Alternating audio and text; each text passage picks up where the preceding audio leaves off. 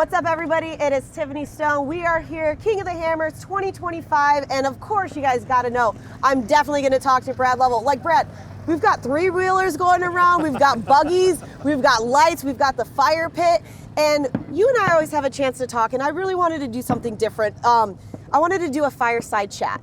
You know, the fire pit has been such a big, iconic thing here at Hammers.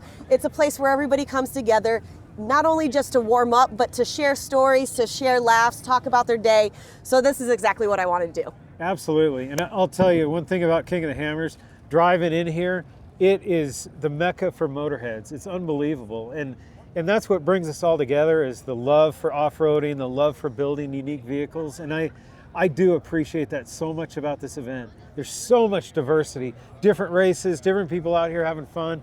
From the highway, you can see there's a constant line that goes all the way up Chocolate Thunder from here. And that's like the cool thing about it too, because you've been coming here for how many years now? 18 years, 18 years. Yeah. Brad has been coming here. There were probably children who weren't born yet that now are coming to My children. Okay, your children. That is true, your children. But like what I think is so cool about it is like what you were saying, it's like 18 years. So I guess the big question is, what keeps you coming back? And first and foremost, guys, congratulations again on the win. It's another win for Brad Lovell in his class, which I think is awesome. But why do you come back every year? You know, we were talking a little bit about challenge, and you have to rise to the occasion. And this is a very difficult race. You know, it's billed as the most difficult one-day race. And I don't know that there's a race that I stress more about, that I worry about preparation more about. And it takes a lot to raise yourself time and again. One thing that always bugs me, it's always over the holidays that we're trying to prep and order parts and the whole industry shuts down. But why do you do it? It's to overcome. It's the challenge. It's to go and beat the race and beat your competition. Yeah. And sometimes you get beat down. I was talking on the podium today, 18 times, I think. One time we didn't even start. We had it was a DNS. We blew up the engine before the race even started. Last year we made it 3 miles. But when that happens, and it's not fun when it happens, but you really have to appreciate the wins when you get them. Well, and when you're talking about the wins, not only are you winning for yourself, but you're winning for your family. And like you were saying, like your kids weren't even born, and now we see Adam out there, and Adam's out there driving.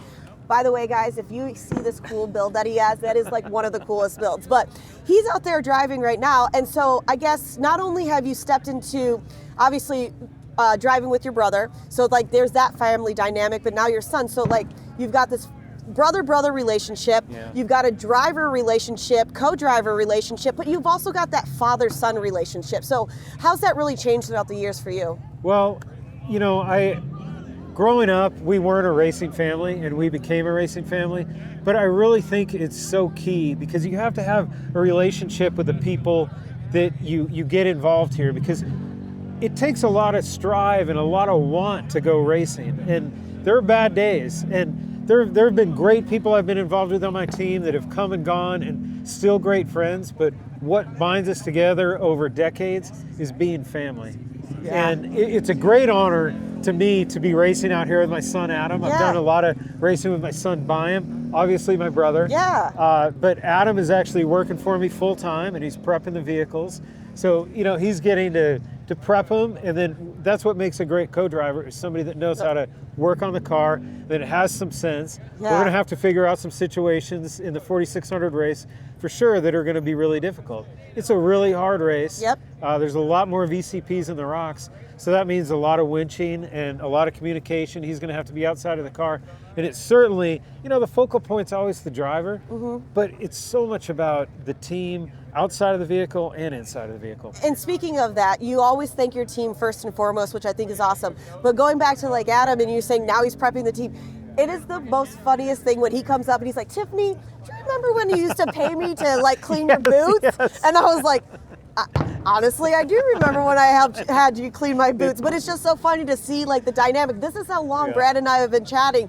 And it's just funny because like you just grow and you get better. And I guess, are there any times when you have to separate the father-son dynamic and more so the driver, co-driver? How does that like weigh on you? Yeah, you know, 100%. I think it's easier as the kids get older, but you know, we've been racing for a number of years already, and what I've always explained to them is when we're in the car, we are trying to do the best that we can. And, you know, if I get upset with you or you get upset with me, that's not father-son, that's two men trying to figure it out and do the best that we can. And you know, the race we did today, the desert race, I feel is only kind of a warm-up to that. We did have to get out and change a tire, and we did have to deal with some high-stress situations. But it's nothing like that 4,600 race where we're taking a stock Bronco through all these gnarly trails. We're running the same trails that the 4,400s are. Yes. So, and I hear that there are plenty of difficult positions, you know, areas out there. Yes. And we'll start looking at that tomorrow. Very much so. And when we're talking about that too, so you've got a bunch of different races going on. I'm sorry, a bunch of different races on the same race course. So you've got the red lap, the white lap, the blue lap. You've got 65 miles, 85 miles, and that last lap is 75 miles, but nobody's really going to know. You know, Dave was talking about releasing that course later on, but it's going to be the most difficult for that third lap. Yeah. How are you guys going to tackle that? Well, I'm going to tackle it by only doing 2 laps. Because, so for the EMC race, I believe we're only 2 laps. Okay, perfect. But you know, that's tough. I think that would be very challenging to deal with as a competitor, to not even know what the challenge is. Yeah. It's one thing we do in North America. We go pre-run and we know everything like the back of our hand. But, you know, having been over and look at Dakar and Saudi Arabia and some different European races, that's exactly how they do it. You have no idea where you're going. And I think it really takes a different mindset. For me, when we're running out here, I like to divide it up into sections. Because every section I know, okay, I have to push here. Maybe I have to worry about this. I get over that, then it's smooth sailing. That's true. So I think that third lap's going to be very difficult. Well, and that's what I keep forgetting that, because we keep changing some stuff. Like today, you know, we had the limited guys, they ran 4, but in certain classes they ran 3, and then other classes just ran 1. And then we go into the unlimited, they're running 5 laps. So how, I guess at the end of the day, really, what do you think is going to be the biggest challenge going into the big race that you guys are known for?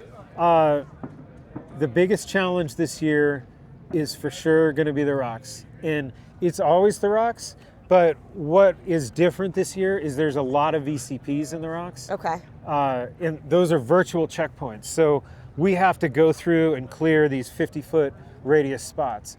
And, you know, people say you're cheating when you're taking bypasses. I don't know. Some people call it king of the bypasses. But either way, the more we race through these trails, the more you're high-siding and crossing the wash and staying out of all the clutter in the bottom. Now we're in the clutter in the bottom. And I expect it to be, like I said, no bypasses for 4,600s this year. So I think it's going to be very challenging, and we're not going to see a lot of 4,600 finishers this year.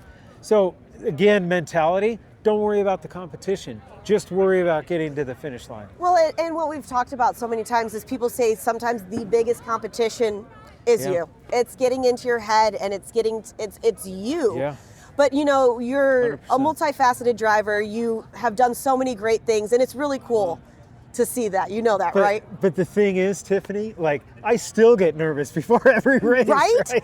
I'm not even kidding you, Brad. When I'm at remote pit and you guys see me out there plenty of times and they're like, Brad's coming in, I'm like, okay, I'm gonna get this interview. Do you know that I get nervous? Because I've got one shot to get this interview. Because it's like, okay, he's coming in, he's gonna do a re-rack, a splash, we're gonna check some things. And I'm like, okay, thinking in my head. And so just so you know, I'm just as nervous as you are, because I'm like, if I mess this up, what am I supposed to do? Hey, Brad, come on back. Let's do this one again. So, I mean, I get that. You know, Brad, I always love chatting with you, like this, in this kind of like intimate setting, you know, like it's a fireside chat. I hope to do more of these, get some more drivers to do this, because I think we always have that microphone in your face, or we're always talking about something. And first and foremost, this has to be a passion, and it's got to be a love, because it's a lot of work. It is. And I guess, you know, I was reminiscing the other day, but I was 26 when I quit my job as an engineer, because I'm going to go be a full-time racer. Yeah. And I can't believe it worked out, but it did. But the thing is, it's that passion that drives me every day. It's been the highest highs and the lowest lows of my life. Yeah. But there's passion, and you either have it or you don't, or you have it for something else. And that's what I always try to encourage my kids. It's like, find your passion and go chase it. Regardless what you do, just be the best at it. Exactly. And at the end of the day, I mean, we're here. It's Hammertown. Look at how much this place has grown, and what we've always talked about of how iconic the fire pit is. We've got pizza. Like we were talking about, we've got Ultra 3s around here. General store. We got the general store. It's so cool. I mean, there was a pit crew challenge. There's food and music and buggies and Jeeps and motorcycles and everything. I guess one last thing, and this is going to be very, very difficult. Trust me, I know this is going to be difficult. How do you sum up King of the Hammers in one word, though? I guess magnificent. Magnificent. You know what I thought you were about to say? What? Because we've just talked about it so much. I thought you were about to say family. Family? Yeah. Well, there's family too. It's your off-road family. Yeah. So Yes. 100%. AMSOIL has made us off-road family for so many years. So it's Indeed. really cool. So Brad, thank you so much for taking the time to do this cool fireside chat, get to know a little bit more about your stories. I'm not going to bring up what Roger used to tell us about ice cream back in the day. If you guys have seen those videos. That already got told tonight. That did get told. Yes. You guys, go back to our AMSOIL All Access from a few years ago. It's like when I used to do this or that. I'll just leave it at that, guys. I'll just leave it at that. So thank you guys once again for stopping by. Tiffany Stone, Brad Lovell. Hope you guys enjoy this fireside chat. Hope to do more of these. And best of luck to you, Brad, in just a few days. I know we're looking for that win. Thank you, Tiffany. Thank you. It's been fun.